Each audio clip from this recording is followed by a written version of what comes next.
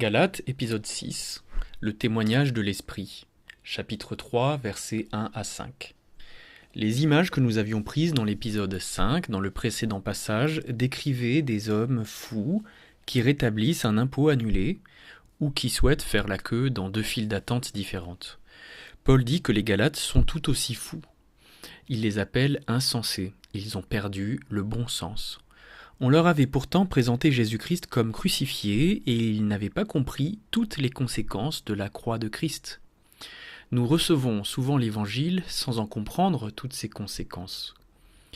Paul appelle donc les Galates à faire preuve de bon sens, c'est-à-dire à utiliser leur intelligence pour comprendre que la croix et la loi sont incompatibles. La croix nous appelle à nous confier dans l'œuvre de Christ. La loi nous propose de nous confier dans nos propres œuvres.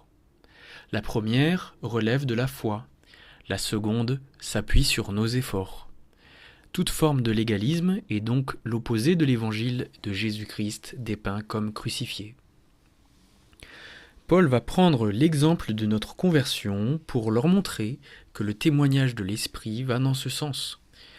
Lors de notre conversion, nous avons été saisis par le Seigneur. Il nous a donné la foi et l'Esprit Saint parce que nous écoutions la parole de Dieu avec foi et nous n'avions rien fait d'autre que croire.